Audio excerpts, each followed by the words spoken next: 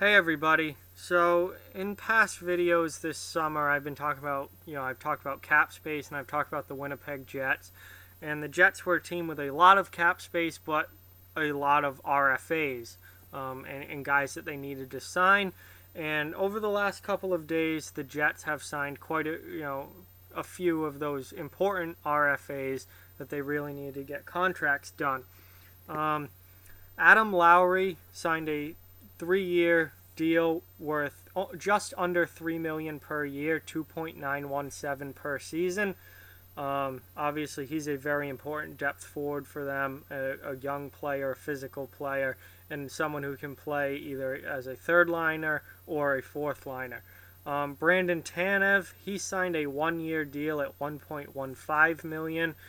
He's another bottom six forward who's an important energy guy. He can bring a little bit of offense, but a really good depth player for the Jets. And then Jacob Trouba, he went to salary arbitration and was awarded a 1-year contract at $5.5 million by an arbitrator. This was not a deal that was signed, that was met between player and team. This went to arbitration. So Trouba, obviously a very, very big piece of Winnipeg's defense, an important player for them, and he's there at least again for next year, for this coming season at $5.5 million. So Winnipeg was a team with just over $20 million in salary cap space, but like I said, they had all these RFAs to sign, and between these three important RFAs that they got deals done with here, you have almost $10 million in cap space.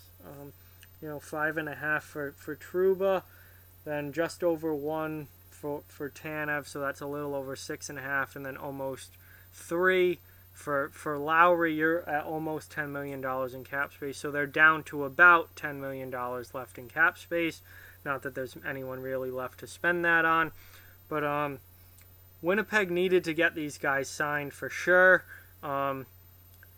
Lowry and Tanev are both very, very important depth forwards for that team, and young depth forwards for that team. Trouba is a really good young defenseman. He's certainly not a number one defenseman or anything like that, but he can be either play with a number one guy on the top pair, or really, much like Matt Dumba, who I just talked about in the earlier video, it can be a really solid guy on your second pair, and someone that you're in pretty good shape defensively if Jacob Trouba is on your second pair.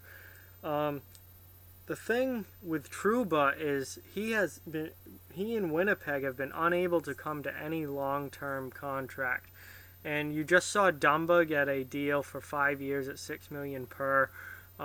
Trouba asked for $7 million per season in arbitration. Obviously, he didn't get that. He got 5.5. I think 5.5 is good number for Trouba. I think he might be worth a little bit more. If you put him on the open market, I think he'd get more than 5.5 per season. But this is a guy that if I'm Winnipeg, he is an important piece of your defense for the next considerable number of years. I would want to get this guy locked up, and they've been unable to do that to this point. He signed a bridge deal, I believe, a couple years ago. Now he's working on a 1-year deal that was given to him by an arbitrator. It wasn't even an agreement between the team and the player. If I'm Winnipeg, I really want to lock Jacob Trouba up long term. So I would be doing everything I could, at least next season or next summer, to be trying to get a 5 or 6 year long-term deal done with Jacob Trouba. And I think a good benchmark for that is probably Matt Dumba's contract at 5 years, $30 million. I think Trouba may want a little bit more money than that, but and maybe they can get him at 6.25 or 6.5. If I'm Winnipeg, I am doing really as much as I possibly can to sign Jacob Trouba long term. This is not a kid that I would end up wanting to lose. defensemen, especially good young defensemen, are pretty hard to come by in the NHL. And generally, they get locked. When they do come around, they get locked up to long-term deals pretty quickly. It's a little surprising to me that Trouba hasn't been signed, long-term yet.